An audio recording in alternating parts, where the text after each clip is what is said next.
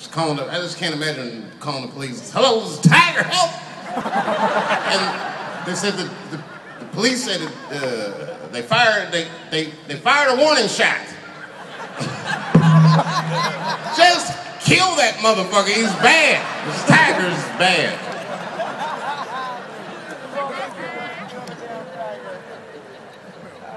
This Tiger's not rehearsing.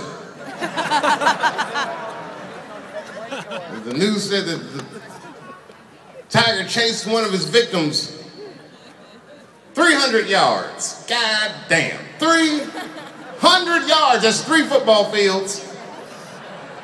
You know how fast you have to run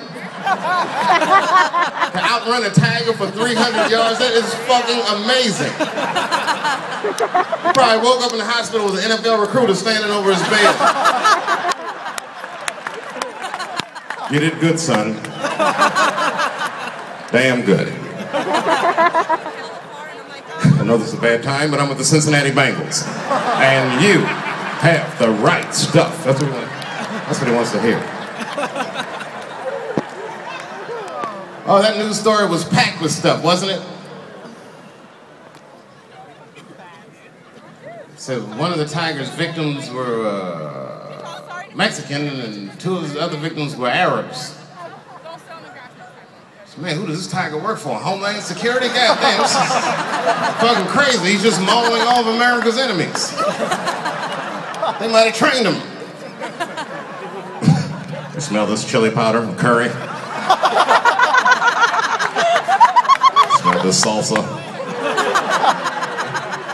They so much as make a funny face!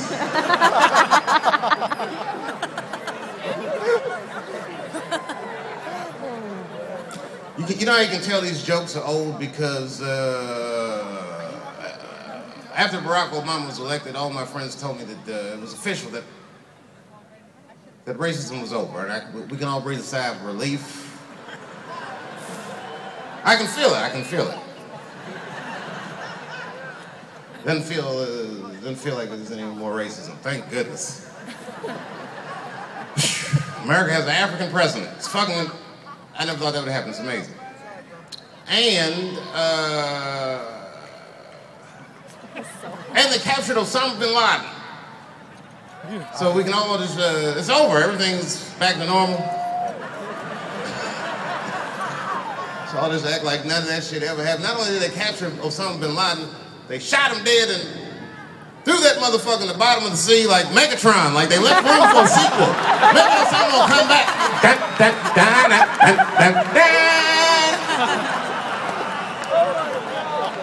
I am pessimist prime, motherfucker. I don't believe any of this shit. I could be coming back any minute. Nobody, I need some proof.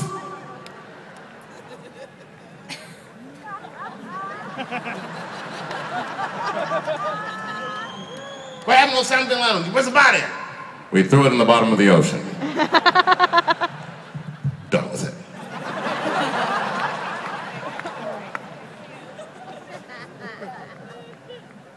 What a shitty hiding place he had. He had an apartment in Kabul. All this time we were looking in caves. Turns out he had a 3-bedroom. Busted in on that motherfucker, he was cooking eggs. America freeze!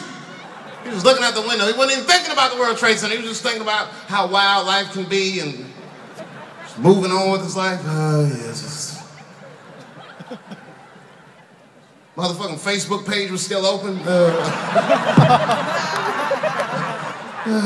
What a wild life it's been.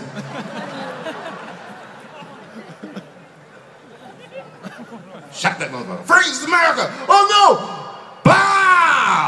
You can see it like a movie. It's him falling back, slow motion. Hot sauce falls out of his hands and shit.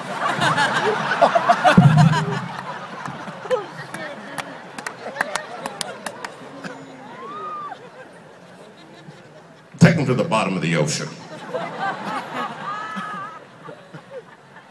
It's a fucking weird world.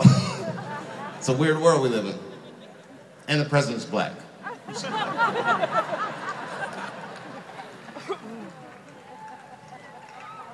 It was weird because I was watching the Cosby Show, and it was the one where Rudy got a dog. And then I realized I was watching CNN and it was Barack and the... Not Rudy at all.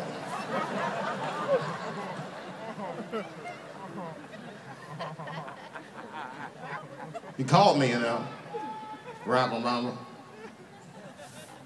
Day before my son's birthday in 2008, and I got a phone call and it was like, Dave Chappelle, wasn't speaking. Dave Chappelle, this is Barack Obama. And I was starstruck. I was actually amazed. But I didn't act like a bitch. I acted like I was expecting a phone call. You ever do this? Hello, Senator. And we exchanged pleasantries. And then he dropped the heavy on me. He was like, listen, Dave, I'm calling for a specific reason. As you know, McCain is gaining on the polls, and Ohio is proving to be one of the most important states in this election. I understand you're an Ohio resident, and I'm going to be honest with you, Dave. We need your help. Now, obviously, I was flabbergasted, but again, I kept my composure. I said, well, I said, Senator, I've been watching you on the news. I appreciate your message, and I'd like to help you. But, well, I'm a filthy nightclub comedian, and I don't know what a person like me can do to help a person like you. Sorry. But I respect you, and I'm willing to do whatever it is you'd like me to do if you think that I can help. And he said, Dave, I'm genuinely moved by what you said. Listen, Dave, I need you to stay out of the public eye for a while. I need you to, just need you to stop saying nigger on television so we can make things change.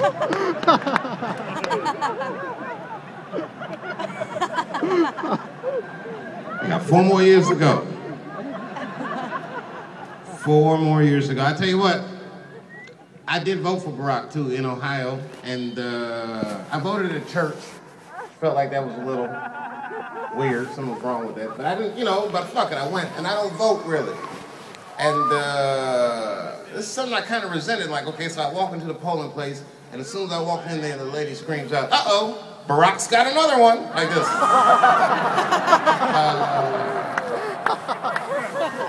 Yeah, and I didn't like that. She was right, but I felt like maybe she was right for the wrong reasons. And I didn't even let it go. I said, what the fuck is wrong with you? I said, you think that I'm gonna vote for Barack just because he's black? And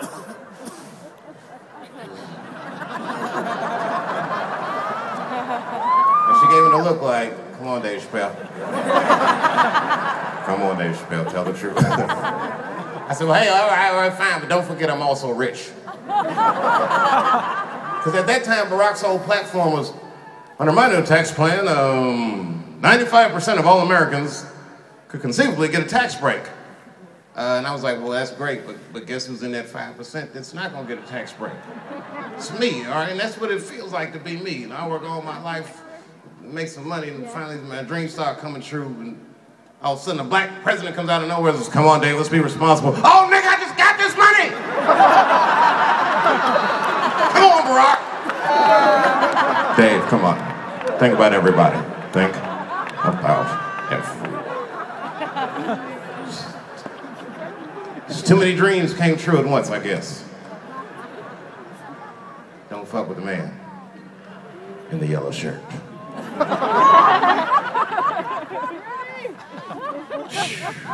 It's almost official. I've almost run out of shit to say. You can tell your career is almost over when you run out of shit to say. I'll tell you what.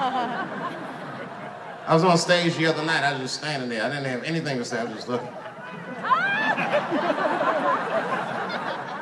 I kind of feel that way now. It's like, there's really a finite amount of shit that people can talk about, and I'm running out of shit to say. However, I rarely come out, but tonight I came out because one time I did this very show, and they gave me a birthday cake on the stage. I'm not really into birthdays, but man, it was one of the nicest things, and I really appreciated it, and I didn't forget it, and I get to work with dudes like Chris Tucker and Cat that I never get to see.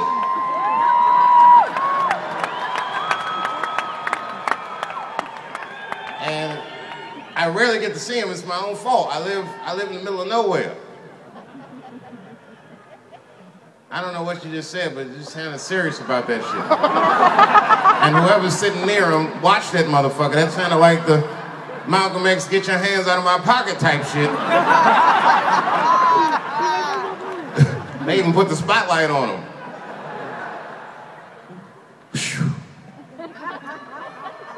Alaikum salam to the Muslims, Ramadan Mubarak to the Muslims. I didn't know there were so many Muslims here. Everyone relax.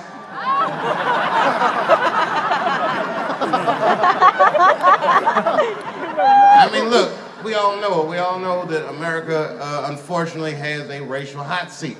And right now that hot seat happens to be occupied by, unfortunately, Arabs and I dare say Mexicans. And we, the black people, would like to thank you for your sacrifice and your struggle as we take this long-deserved break. But we do feel for you. Because we as black people know all about racial profiling, but, you know, at least we can leave our backpack someplace. If you're Arab and leave your backpack somewhere, they will send a robot to blow your shit up. That's fucking amazing. It's a whole new level. And Latinos, oh my God, the stuff they're doing, I'm so sorry to hear about it, everybody. It's not even easy for white people anymore. That's when you know that this motherfucker's imploding. Like, you know, now that I live in the country, it's like I actually know poor white people, like farmers and shit. They're just like, they come around, it's you know, for a black dude from the city, whenever he sees a poor white person, it scares him, like, I don't know if you've ever seen like a real poor white guy. They just look like a zombie movie. He's all dusty and shit, coming off this tractor.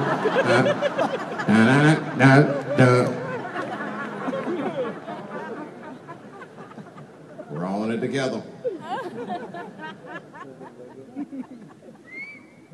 Told you I'm running out of shit to talk about. I'm working up for the finale. No, here comes my finale. Here's a question I had. Okay, do you guys get like drink service at this table, or can you like go to the bathroom? You can't even go to the bathroom, can you? This table's tough, isn't it? Just sitting on stage. It's fucking weird.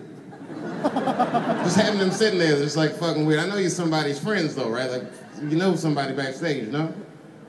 My wife don't even have a good seat. What the fuck is wrong with this place? My wife is somewhere out there. These motherfuckers are sitting right up on the stage.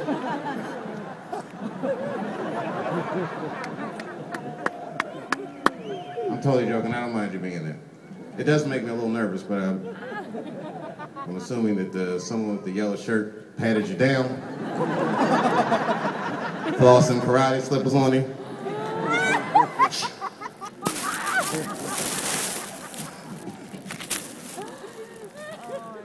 You know the worst part about bombing in Miami is my kids were there. And you know, I got mad. I don't know what I said, but you know, it must have been crazy because my kids was young and my wife was mad as shit. I got in the car, I was so furious, I was acting like I was asleep, so I didn't have to talk to anybody. And I heard my son say to my wife in the back seat, he said, "Mom, what is pussy?" So I know I must have said something crazy. So I know my wife was mad, I just kept like I was sleeping.